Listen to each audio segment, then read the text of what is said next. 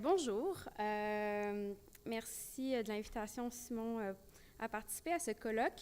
Je suis super contente d'être là parce que le socio-financement, c'est quelque chose qui me passionne depuis presque 3 ans maintenant.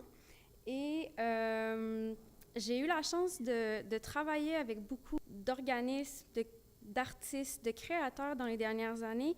Et toute leur histoire m'ont vraiment touchée, inspirée, et toute la créativité dont ils ont fait preuve pour être capable de faire naître des projets qui leur tiennent réellement à cœur. Donc, je vais essayer de vous en parler un petit peu plus aujourd'hui. Et d'abord, je vais me présenter. Je suis campaign manager pour une plateforme d'investissement participatif qui s'appelle FundFunder.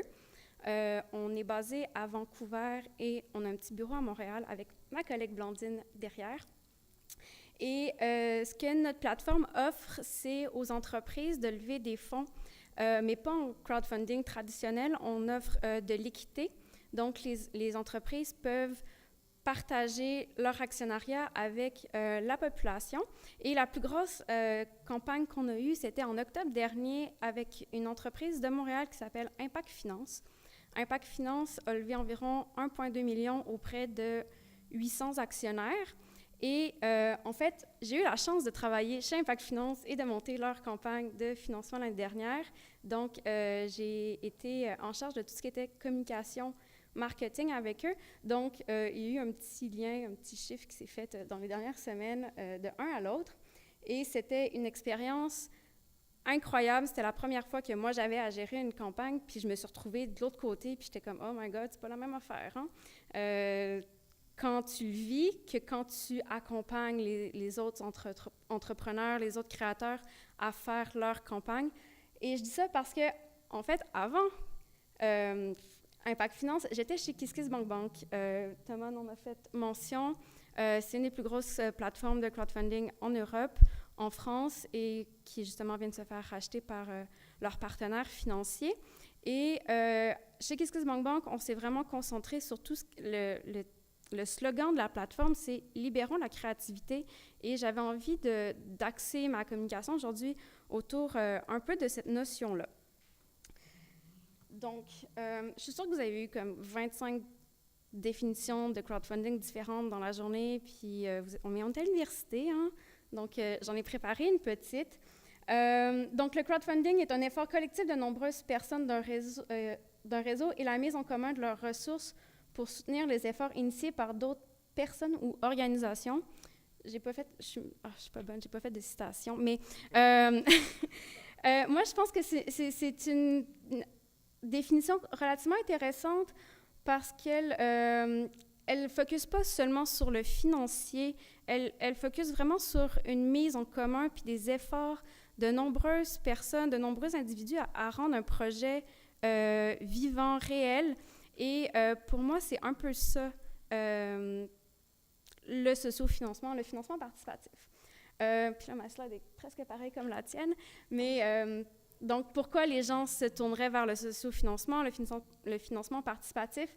Bon, pour ramasser des fonds, communiquer, engager sa communauté, mais quelque chose que j'essaie de vraiment partager à mes porteurs de projets, c'est que le montant récolté, c'est pas votre finalité, c'est le fun. Je suis contente que vous ayez vos 15 000 $, vos 30 000, vos 400 000, mais en fait, votre finalité, c'est vraiment le lien que vous êtes en train de créer avec votre communauté et vraiment, j'ai juste le mot en anglais, mais accountability, vous êtes responsable de la relation que vous venez de créer avec vos contributeurs. Et vos contributeurs, ils vont vous le redonner, ils vont être fidèles à vous, ils vont être fidèles à votre organisation. Ils ont participé à un premier socio-financement. Vous êtes une jeune troupe de théâtre, mais ces personnes-là vont venir à votre premier spectacle, puis à votre deuxième spectacle, parce que vous avez fait preuve de respect envers leur contribution, vous avez créé un lien, et ces personnes-là sont vraiment vos ambassadeurs et vos plus grands fans. Et vraiment, c'est des choses qu'on voit avec les succès comme Kiss Bang Bang, notre plus grosse levée de fonds, c'était pour Demain le film, que vous avez sûrement tous vu. Demain, ils ont levé environ 425 000 euros en 45 jours, quelque chose comme ça.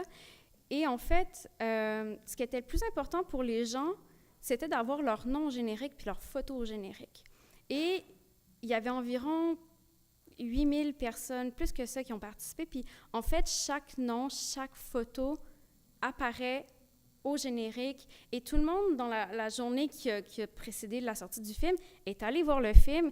Puis là, ils sont mis à tweeter, puis ils étaient comme « cool, moi j'ai financé ce film-là, allez le voir, c'est vraiment beau, c'est vraiment touchant, on va sauver la planète ».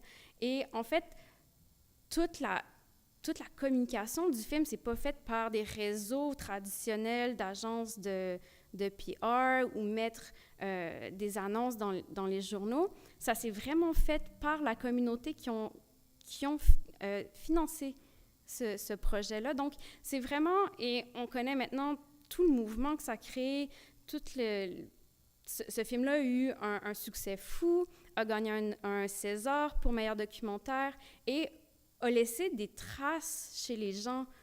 Il y a beaucoup plus d'initiatives en agriculture urbaine, il y a beaucoup plus de gens qui s'intéressent à l'éducation alternative, qui sont beaucoup plus conscients du système financier dans lequel on vit, puis comment on peut le contourner. Puis le sociofinancement, c'est une façon de contourner le système financier. Donc, les portées sont réellement plus importantes que juste lever 15 000. Juste lever, c'est difficile, là, lever des fonds, je vais pas dire le contraire, mais ça va vraiment au-delà de cette campagne-là de 30-45 jours que vous pouvez faire. J'ai cette citation d'Arnaud Montebourg, qui est un ancien ministre français de l'économie et qui a joué un rôle important dans le déblocage du sociofinancement en France. Il dit « Le rôle des banques est de financer l'économie réelle et si le canal est bouché, j'en creuserai d'autres ». Je trouve ça très intéressant parce que comme on peut le vivre dans l'industrie culturelle, les anciens canaux de financement traditionnels, le gouvernement, peut-être la philanthropie, est de plus en plus difficile à avoir. Il y a moins de moyens pour autant de joueurs. Donc, vraiment, le sociofinancement vient pas remplacer, mais vient compléter une offre qui n'est plus aussi pertinente qu'avant. Et ça, c'est pour le sociofinancement traditionnel, mais également, on peut penser au crowdfunding peer-to-peer, donc 2 personnes qui se financent entre elles. Les personnes qui vont prêter de l'argent aux entreprises, la dette. On peut penser à ce que nous, on fait de l'equity. Il y a même en Europe des initiatives des entreprises qui se prêtent des flux de trésorerie par crowdfunding. Donc, vraiment, on vient toucher à tout ce que les banques font ou tout ce que les financeurs traditionnels font, puis on vient jouer dans leur plate-bande. Et c'est sûr que le mouvement d'économie collaborative a aidé beaucoup, a sensibilisé beaucoup les gens à de nouvelles façons de se financer et pas de contourner le système, mais de jouer avec. Donc, une des questions qui a été soulevée, c'est est-ce que l'industrie culturelle, le sociofinancement, est-ce qu'il favorise l'industrie culturelle ou la créativité?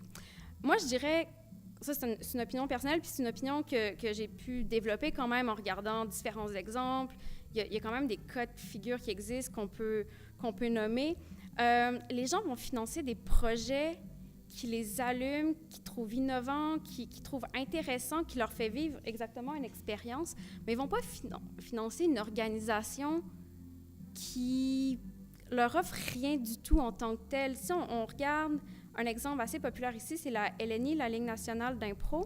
Elle a fait un Indiegogo à 40 000 $ il y a quelques années. Ils ont eu la difficulté à lever 15 000 parce qu'en fait, ils n'offraient pas d'expérience. Ils ont dit « financer la LNI ».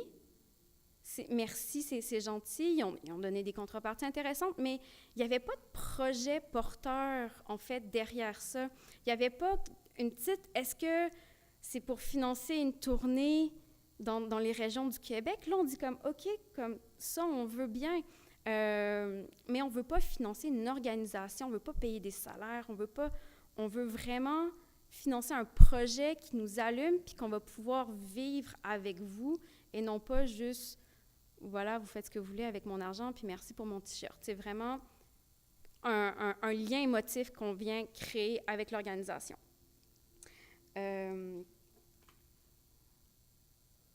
Par contre, je pense que on parle peu des responsabilités des plateformes, ou peut-être qu'on en a parlé plus tôt dans la journée, puis j'étais absente, mais on parle assez peu des possibilités que les plateformes peuvent développer avec des partenaires stratégiques qui, elles, aident l'industrie culturelle. Donc, les gens financent des projets, les plateformes peuvent créer des partenariats stratégiques avec des industries culturelles pour encourager des projets. Je vais vous parler d'exemples avec KissKissBankBank parce que c'est ce que je connais, mais KissKissBankBank avec le groupe MK2, qui sont des distributeurs, se sont dit, qu'est-ce qu'on peut faire ensemble? Il y a tellement de courts-métrages qui se financent sur notre plateforme, puis personne ne les voit. Ça reste dans les festivals, ça reste super marginal, mais on en a des dizaines et des dizaines qui se financent à chaque année. Qu'est-ce qu'on fait pour que les gens voient ces beaux courts-métrages-là qu'on a sur notre plateforme? MK2 dit que ça coûte X montant pour les avoir en début de film. Et là, KissKissBankBank est allé voir son partenaire, la Banque Postale, et il a dit ça coûte X mettre des films au début, on vous offre de la visibilité et vous financez les films, nos courts-métrages en début de projection. Et ils ont dit oui parce que c'est un partenariat hyper gagnant. Donc, ça vient vraiment vitaliser tout ce qui est court-métrage, cette industrie-là qu'on connaît relativement assez peu parce que maintenant, on fréquente plus ce genre de festival-là où on voit des vidéos sur YouTube, mais c'est pas mal juste ça.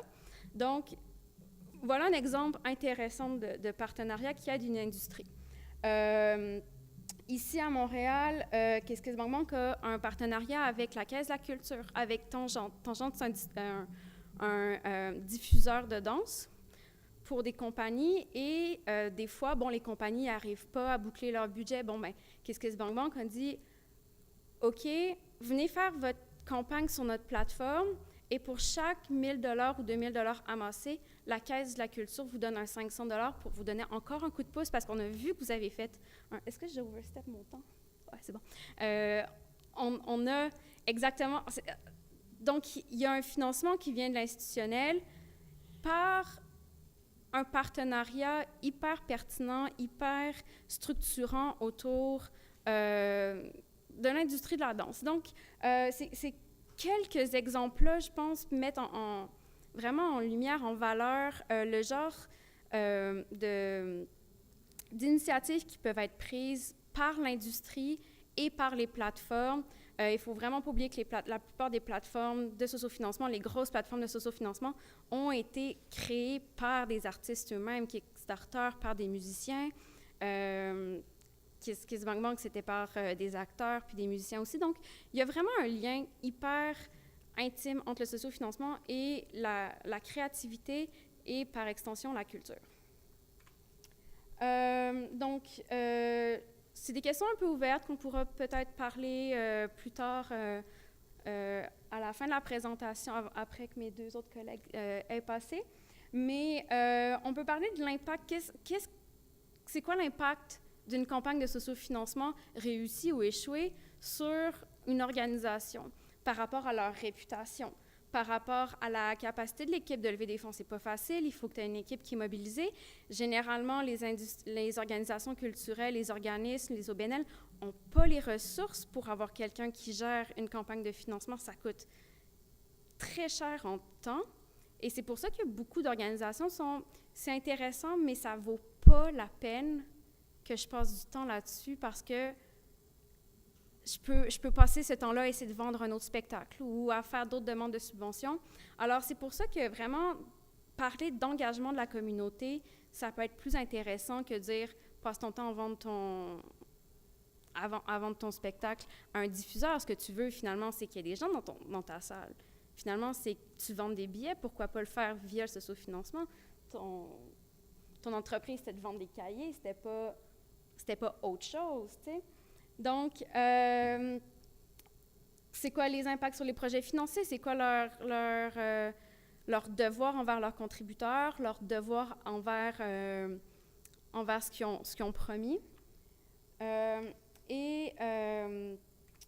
peu, on pourrait se questionner aussi sur l'avenir du sociofinancement ou de l'industrie culturelle en général. Est-ce que on parle beaucoup d'entrepreneuriat social en ce moment sur des entreprises sociales qui se tournent vers des statuts juridiques plus de compagnies, des Inc.